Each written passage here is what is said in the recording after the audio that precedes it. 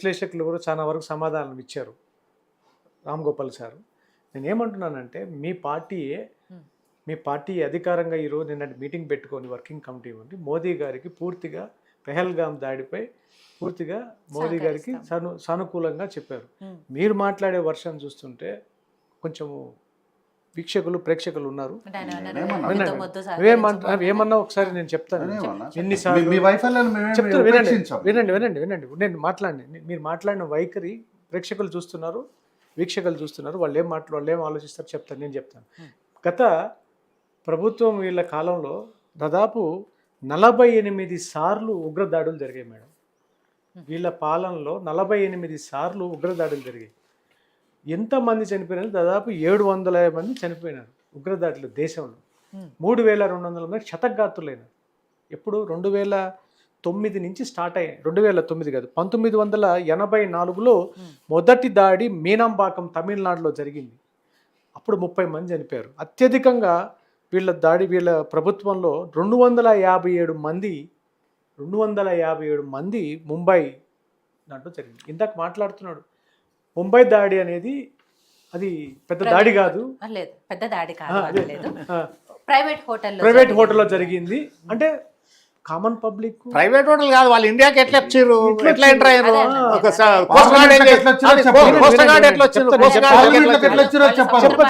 ఒక్క నిమిషం ఫెయిల్ అయిపోయింది. కోస్ట్ గార్డ్ ఏం చేస్తుంది? నువ్వు మాట్లాడేది కేవలము ఎట్లొచ్చారు భద్రతా వైఫల్యాలు చూస్తున్నాడు. పార్లమెంట్ లో పాకిస్తాన్ టెర్రరిస్టులు కాదు కదా, కాశ్మీర్ టెర్రరిస్టులు, కాశ్మీర్ టెర్రరిస్టులు. వినండి కార్తిక్ గారు, వినండి ఒక్క నిమిషం. నేను చెప్పేది, నేను ఏమంటున్నానంటే ఉగ్రవాదుల దాడి అగ్రరాజ్యమైన అమెరికా ట్విన్ టవర్స్ పేల్చేసి ఒసామా బిన్ లాడెన్. అంటే ఏమంటే అగ్రరాజ్యమైన అమెరికాకి ఎటువంటి వ్యవస్థ ఉంది, ఎటువంటి సాంకేతికత ఉంది? నేనేమంటున్నానంటే మన దేశంలోనే, నేను మళ్ళీ చెప్తున్నా, మన దేశంలోనే మన తిండి తింటూ, మన మట్టిలో పండించిన తిండి తింటూ, మన గాలి పీల్స్తూ, మన నీరు తాగుతూ, ఇక్కడే ఉండి ఉగ్రవాదులకు సహకారం చేస్తున్న ఇంటి దొంగలను ఏరిపారేస్తున్నాడు ఈరోజు మోడీ. నువ్వు చెప్పినట్టుగా నిమిషాల్లో ఎప్పుడు యుద్ధం చేస్తారు చెప్పు అంటున్నాను ఇక్కడ కూర్చొని. ఎప్పుడు చేసేది కాదు, ఎప్పుడు చేయబోతున్నా కూడా నీకు చెప్పం మేము. సర్జికల్ స్ట్రైక్స్ మీ జీవితంలో ఎన్నడైనా చేసిరా మీరు? వాళ్ళు చేసింది బయట ప్రపంచానికే తెలియదంట. ఏం మాట్లాడతారు? అలానే చేయాలంటే చేస్తే కదా చేస్తేనే జనాలకు భయం ఉంటుంది కదా, తెలియకపోతే ఆడి స్థావరంలో పోయి ఆని పేల్చి వచ్చిన సంగతిని ఈ రోజు సర్జికల్ ఫైల్స్ అని ఒక సినిమా తీసి ప్రపంచంలో ఈ రోజు సినిమాలు చూసి ప్రజల్లో మీరు ఏం లేదు మొఘలు హీరోలు చేసిరు. ఇప్పుడే చెప్పారు సార్, ఎన్సీఆర్టీ సిలబస్ లో ఎన్ని చాప్టర్లు ఉంది మొఘలు హీరోలు. ఔరంగజేబు మీకు గొప్పవాడు, మాకు శివాజీ మహారాజ్ గొప్పవాడు. ఈరోజు చావా సినిమా సంభాజీ మహారాజ్ గొప్పవాడు. అంటే ఎందుకు మాట్లాడుతున్నానంటే చరిత్రను పూర్తిగా వక్రీకరించారు మేడం, చరిత్రను వక్రీకరించారు. ఈ రోజు ప్రియతమ ప్రధాని నరేంద్ర మోదీ గారు వచ్చిన తర్వాత చరిత్రని వక్రీకరించిన చరిత్రను సరిసమానంగా వాట్ ఈజ్ ఒరిజినల్, ఏది నిజమైన చరిత్ర అనేటువంటి చూపించే ప్రయత్నం చేసి ఈరోజు ప్రజల్లో ఒక ఆలోచన రేకెత్తిస్తున్నాం, ఆలోచన రేసుకున్నాం. కానీ అదేవిధంగా భద్రతకు సంబంధించినటువంటి అంశాన్ని కూడా పరిగణలోకి తీసుకుంటున్నాం, స్వేచ్ఛిస్తున్నాం. యుద్ధం ఎలా చేయాలి అనేది కాదు ముఖ్యం. అంటే కార్తిక్ గారు ఓవరాల్ గా మాట్లాడిన దాంట్లో ఆయన అన్నది ఏంటంటే, సరే యుద్ధం జరుగుతుందా లేదా, ఎలా చేస్తారు, ఏం చేస్తారు అనేది తర్వాత విషయం. కానీ పెహల్గాంలో జరిగిన విషయం మాత్రం పూర్తిగా భద్రతా వైఫల్యమే. భద్రత అంటే దేశ భద్రతా వైఫల్యం కాదు, ఆర్మీ వైఫల్యం కాదు, నేవీ వైఫల్యం కాదు. ఇట్స్ ఎ వైఫల్యం ఆఫ్ లోకల్ గవర్నమెంట్. వైఫల్యం ఎవరి వైఫల్యము? ఇప్పుడు స్టేట్ గవర్నమెంట్లో ఒక రాష్ట్రంలో ప్రాంతీయ పార్టీ ఉన్నప్పుడు ఆ పార్టీకి ఏ విధమైనటువంటి ఉంటాయి? సెక్యూరిటీ వాళ్ళ చేతుల్లోనే ఉంటుంది, రెవెన్యూ వాళ్ళ చేతుల్లోనే ఉంటుంది, అదేవిధంగా ఇంటెలిజెన్స్ వాళ్ళ చేతుల్లోనే ఉంటుంది. అన్ని మెయిన్ కోర్ సంబంధించిన అన్ని కూడా స్టేట్ గవర్నమెంట్ చేతిలో ఉంటాయి. ఎక్కడ దాడి జరిగినా అదే కదా, ఎక్కడ దాడి జరిగినా అదే, పార్లమెంట్ మీద జరిగినా అదే, అదే విధంగా ముంబైలో జరిగినా అదే. కానీ నేషనల్ ఇంటెలిజెన్స్ కూడా దీన్ని ఒక కనిపెట్టాలి. దీంట్లో కూడా అక్కడ చెక్ పోస్ట్ ఏర్పాటు చేయాల్సిన బాధ్యత వాళ్ళు సమాచారం ఇస్తే కానీ ఇక్కడ చెక్ పోస్టు అక్కడ భద్రత రావాల్సిన అవసరం కాదు. ఖచ్చితంగా అది చూసిన వాళ్ళు, దాని మీద ఇంటెలిజెన్స్ ఉన్న వాళ్ళు ఖచ్చితంగా అక్కడ యాత్రికుల సందర్శన ఎక్కువైంది బైరసాన్ వ్యాలీలో. ఖచ్చితంగా అక్కడ మనము ఖచ్చితమైనటువంటి నిర్ణయం తీసుకొని అక్కడ భద్రత ఏర్పాటు చేయాల్సిన బాధ్యత కూడా ఉంది. కానీ ఆ సమాచార వ్యవస్థ అక్కడ ఏదైతే ఆ లోయ ఉందో, సార్ ఇప్పుడే స్టేటస్ చూసిన రామ్ గోపాల్ సార్ పెహల్గామ్ది పెట్టిండు స్టేటస్, రామ్ గోపాల్ సార్ చూసిన, అది చాలా దూరమైనటువంటి ప్రాంతం, ప్లస్ సిగ్నల్స్ కూడా లోయ రావు అనేది. లోయ అది సమాచార వ్యవస్థకి అందుబాటులో లేని భద్రతా బలగాలు చేరడానికి 4-5 గంటలు అనిపిస్తుంది. సో ఇవన్నీ కూడా అది ఆ స్పెసిఫిక్గా ఆ స్పాట్ని సెలెక్ట్ చేసుకోవడం నుంచి ఆ స్పాట్ని కదా ఇంకో 2-3 దగ్గర కూడా జరిగినటువంటి అంశాలు ఉన్నాయి. అది సరౌండింగ్ ఆ చేసుకున్న అంశం నుంచి అన్నీ కూడా స్థానికంగా కొంతమంది సహాయం లేకుండా అయితే జరగలేదు. ఇంటి దొంగని ఈశ్వరుడైనా పట్టలేడు మేడం. దానికి మనం ఏం చేస్తాము? కానీ ఇది జీర్ణించుకోలేని అంశము. చనిపోయిన వాళ్ళని అసువులు బాసిన వాళ్ళకి మనము మౌనంగా 1 నిమిషం పాటించడమే తప్ప మనం ఏం చేయలేము. కానీ దేశం చేస్తుంది. ప్రధానమంత్రి చేయబోతున్నాడు. ఇప్పుడే చెప్పినట్టు ఒక్క దెబ్బతో పోయి వారు చేసుకొని మూడు వైపులా కమ్మి వాడిని అటాక్ చేసి ఏదో ఒక అణుబాంబు పోసేసి పాకిస్తాన్ని పూర్తిగా నిర్మాణం చేసేది ఆడు మళ్ళీ మన మీద వేసి కాదు. వాస్తవంగా ఆర్థిక మూలాలు అనేది ప్రస్తుత తరుణంలో ప్రతి వ్యక్తిని మనము ఒక దెబ్బ కొట్టాలంటే ముందు ఆర్థికంగా వాడికి ఉక్కిరి బిక్కిరి చేయాలి.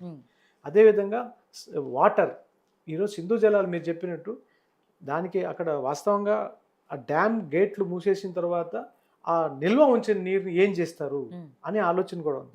ఒక్కసారిగా వాటర్ లిఫ్ట్ చేసి ఏమవుతుంది? వదిలేసి సముద్రంలో కాదు, వరద అయిపోయి పాకిస్తాన్ కొట్టుకపోతుంది, అది కూడా ఉంది, ఆ ఆలోచన కూడా ఉంది. మీరు అన్న దానికి నేను వాడు పేల్చిండి అనుకోరి వాంఛనాలు కొట్టుకుపోతారు. మీరు నేను దాన్ని ముందుగా ఎందుకు చెప్పలేదంటే ఇప్పుడు చెప్తున్నాను. ఇప్పుడు వాటర్ని బాగా డ్యామ్ లో ఆపినాము, ఆడ పేలిస్తే ఏమవుతుంది? కిందికే ఫ్లడ్స్ పోతాయి వాళ్ళకే. ఒక్కసారిగా వాటర్ ఇప్పుడు చినాబ్ నది దగ్గర ఒక డ్యామ్ ని వాటర్ వదిలితే మొత్తం ఊర్లు మునిగిపోయినాయి. లాస్ట్ టైం విపరీతమైన ఫ్లడ్స్ వచ్చినాయి కదా. సరే, ఇవన్నీ ఏంటంటే ప్రకృతి ద్వారా మనం చేసేది. ఇది ప్రకృతి ద్వారా. అది మీకు చావా సినిమాలో చెప్తారు.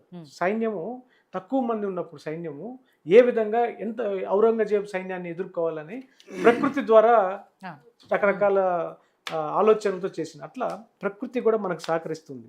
సో ఎటువంటి ఇబ్బంది లేదు. ఇక్కడ కార్తిక్ గారు ఇంకో మెయిన్ ఎలిగేషన్ కూడా చేశారు. ఏవైతే పుల్వామా కానివ్వండి, లేకపోతే ఇప్పుడు జరిగిన పహల్గామ్, ఇవెందుకు ఎలక్షన్ల ముందే జరుగుతున్నాయి మేడం? ఇప్పుడు ఏం ఎలక్షన్స్ ఉన్నాయో చెప్పండి. ఇప్పుడు దేశ ఎన్నికలు అయిపోయింది, కరెక్ట్గా బీహార్ ఉంది, తమిళనాడు ఉంది మేడం. ప్రాంతీయ రాష్ట్రాలకు సంబంధించి ఈ ఉగ్రదాడులు చెప్పడం అనేది చాలా అసంబద్ధత నేను మాటలేదు. అవి ఆ మాటలు చెప్తేనే కూడా చెప్పుకుంటే కూడా మనం రాజకీయ నాయకులు అని అన్నారు మేడం. ప్రజల ప్రాణాలని దేశానికి కానీ లేకపోతే ఆ రాష్ట్రాల్లో కానీ చేసింది ఏం లేదు కాబట్టి ఇలాంటివి చూపించి మళ్ళీ ఒక మతాన్నో కులాన్నో రెచ్చగొట్టే అట్లయితే అదే విధంగా అయితే వీళ్ళు ఎన్ని సంవత్సరాలు అధికారంలో ఉన్నారు మేడం? మేము ఎన్ని సంవత్సరాలు అధికారంలో ఉన్నాం? మాకు అధికారమే కావాలనుకుంటే, మేము అటువంటి చేయాలనుకుంటే ఎన్నిసార్లు అట్లయితే మొన్న ఎన్నికల ముందు చేయదలుచుకుంటే మొత్తం 300 పై సీట్లు రావా? ఇవన్నీ ఏదో అంటే అప్పుడు ఆల్రెడీ ఒకటి వాడుకున్నారు కదా, అయోధ్య రామ మందిరం కానీ ఇంకొకటి కానీ దేశంలో ఒక్కటే చెప్తున్నా, అయోధ్య రామ మందిరం కూడా కాదు, ఒక దేశంలో 2 అజెండాలు 2 రాజ్యాంగాలు చేసింది వాళ్ళ మేమా? ఆర్టికల్ 370 వాస్తవం చెప్తున్నా, ఆర్టికల్ 370 అనేది లిఫ్ట్ చేసి ఒక ప్రశాంతమైన వాతావరణాన్ని అక్కడ క్రియేట్ చేసి ఈరోజు సందర్శకులకి అనుమతినిచ్చి సందర్శకులతో ఉల్లాసంగా ఉత్సాహంగా ప్రపంచంలో కాశ్మీరుని సందర్శించాలని యాత్రికుల కోసం చేసినటువంటి సందర్భంలో ఎక్కడ వీళ్ళకి మళ్ళీ పేరు వస్తుంది భారతదేశం అనేటువంటి ఒక ప్రత్యేకమైనటువంటి అజెండాతో జరిగినటువంటి దాడి. జమ్మూ కాశ్మీర్ వేదికగా 370 ఆర్టికల్ ఎత్తివేసిన తర్వాత మొట్టమొదట ప్రజాస్వామ్యబద్ధంగా ఎన్నికలు జరిపించినటువంటి ఘనత కేంద్ర ప్రభుత్వం మోడీ గారు. వీళ్ళ వీళ్ళ వీళ్ళ వీళ్ళ వీళ్ళ ఎందుకంటే వీళ్ళ నిజమే. పరిపాలనలో ఇక్కడ ఆలోచించాల్సిన ఇంకో విషయం కూడా ఏంటంటే ఆ ఉగ్రవాదులు ఎవరైతే ఉన్నారో ఆ రోజు కాల్చి చంపినప్పుడు భర్తను కాల్చినప్పుడు పక్కన భార్య ఉంటే కూడా ఆ మహిళకి పోయి నీ మోడీకి చెప్పుకో ఇక్కడ జరిగిందంతా వెళ్ళి చెప్పు అని కూడా మాట్లాడారు. అంటే నేను ఇంకా అవిగా మాట్లాడలేదు మేడం. ఎందుకు మాట్లాడలేదంటే ఇక్కడికే జీర్ణించుకోలేకపోతున్నారు వాళ్ళు. నేను ఇంకా ప్యాంట్ ఇప్పి వాళ్ళు చూసి కాల్చిన వాళ్ళు కూడా ఉన్నాయి. ఇవన్నీ ప్రత్యేకంగా జరిగిన దాడి, ఇది దేశం మీద జరిగిన దాడి కాదు, హిందూ మతం మీద జరిగింది. నరేంద్ర మోదీ గారిని టార్గెటెడ్గా చేసిన దాడి. దీనికే వీళ్ళు ఎన్నికలు అంటున్నారు. ఇంకా ఎక్కువ మాట్లాడాను అనుకోండి ఇక్కడే వచ్చి పడిపోతారు వాళ్ళు. అంటే నేను ఎందుకంటే అంత దూరం జరిగిన విషయాలని నేను మాట్లాడడం కాదు, ప్రజలు మాట్లాడుతున్నారు. ఈరోజు మీ మనసులో ఉంది, ఈరోజు ప్రతి ఒక్కరి హిందూ మనసులో ఉంది. అంటే ఈ యొక్క నేపథ్యంలో ఉగ్రవాదం ఉంది అంటే ఏ స్థాయికి ఉగ్రవాదం వెళ్తుందో చూడండి. అంటే రేపొద్దున ఇంకోటి కూడా చెప్తున్నా, నేను ఒకటి ఎంఐఎం పార్టీలు ఓవైసీ ఇటీవల స్టేట్మెంట్ ఇస్తూ ఇది చాలా తప్పు, దీనికి మేము వ్యతిరేకం, వాళ్ళకంటే ఎక్కువగా మాట్లాడుతున్నారు మేడం కొంతమంది. వాళ్ళే మేలు అనిపిస్తుంది. అంటే కొంతమంది, అంటే నేను నాట్ లైక్ కొంతమంది అయితే చెప్పుకోలేని పరిస్థితి, దాన్ని రాజకీయ అంశంగా పరిగణిస్తున్నారంటే అది జీర్ణించుకోలేని అంశం. కాకపోతే నేను ఒక్కటైతే ఈ సందర్భంగా తెలియజేస్తున్నా, పెహల్గాం కానీ ఇంకొక దాడి కానీ, ప్రతి భారతీయ సైనికుడు మీద దాడి చేసినప్పుడు కానీ ఇంకోటి కానీ ఏదైనా కానీ ఇది మన వైఫల్యంలో కొంత వైఫల్యం. మన ఇంటిలో ఉన్న దొంగ సహకరిస్తేనే జరుగుతుంది. ఈ ఇంటి దొంగలు ఏరివేసి ఇంటి దొంగల ద్వారా అసలు శత్రువుని గమనించి ఏదైతే వాళ్ళ ఉగ్రవాద సంస్థలు ఉన్నాయో ఆ సంస్థలకి ఆర్థిక చేయూతనిస్తున్నటువంటి పాకిస్తాన్ దేశాన్ని ఆర్థికంగానే కొట్టాలి, ఆర్థికంగానే వెన్ను విరిచి నడి రోడ్లో నిలబెట్టే రోజు తొందరలో ఉంది. ఏదో సినిమా రిలీజ్ టైప్గా పలానా రోజు యుద్ధం చేస్తాము అని చెప్పేది కాదు. యుద్ధం అనేది గతంలో యుద్ధంలో వేరు, ఇప్పుడు డిజిటల్ స్ట్రైక్, ఆర్థిక మూలాలు, డిజిటల్ యుగం. ఇప్పుడు ఇంకా మీకు డిజిటల్ అరెస్ట్ వస్తుంది, డిజిటల్ అరెస్ట్లు. అంటే నేను ఏమంటున్నానంటే కాలం మారింది. 1971లో ఇందిరాగాంధీ యుద్ధం చేసింది, బంగ్లాదేశ్ని పాకిస్తాన్ సపరేట్ చేసింది. ఒకవైపు ఉన్న శత్రువు ఇంకొక వైపు శత్రువు, ఇద్దరు శత్రువులను పెట్టింది మనకి. చుట్టుపక్కల ఇద్దరిని శత్రువులు చేసింది, అంతే తప్ప ఆమె పెద్ద మంచి పని ఏం చేయలే. తర్వాత ఎమర్జెన్సీ ప్రకటించి ఎంత ఎత్తున ఇబ్బంది పెట్టిందో కూడా దేశ ప్రజలందరూ తెలుసు, రాజ్యాంగాన్ని విరుద్ధంగా. సరే ఇవన్నీ మనం అవుట్ ఆఫ్ ద బాక్స్ మాట్లాడవద్దు. ఇప్పుడు ప్రస్తుతం ఉన్నటువంటి చర్చ వాస్తే ఖచ్చితంగా ఆయన డ్యామ్ పేలిస్తే ఆయనకే నష్టం. రేపు డ్యామ్ను పేల్చినా నష్టమే, డ్యాము ఒక్కసారి ఎత్తినా పాకిస్తాన్ ప్రజలకి నష్టమే. ఇంతకంటే కూడా ఇంకా నిర్ణయాలు 1 by 1 రాబోతున్నాయి. మీరు IMF రుణం $7.1 మిలియన్ ఈ నెలాఖరికి పాకిస్తాన్కి ఇస్తున్న రుణం కానీ ఆగిపోతే ప్రపంచంలో పాకిస్తాన్కి ఏ దేశం సపోర్ట్ చేస్తుందో అప్పుడు చూడాలి. చైనా చేస్తుందా, ఇంకోటి చేస్తుందా? వాళ్ళు చైనా మద్దతు అనేది ఉంది అని వాళ్ళు ఆ విర్రవీగుడు మాటలు మాట్లాడుతున్నారని నాకు అనిపిస్తుంది. చైనా మద్దతు లేకుండా వాళ్ళు అంత కవ్వింపు మాటలు మాట్లాడరని నాకు అనిపిస్తుంది. వాళ్ళు చైనా మద్దతు ఖచ్చితంగా ఉంది అని నేను అనుకుంటున్నా. ఈరోజు చైనా సపోర్ట్ ఉంది కాబట్టే ముందు చైనా ఏ విధంగా సపోర్ట్ ఇస్తుంది, ఆర్థికంగా ఇస్తుందా, తర్వాత సైనికంగా సంబంధిత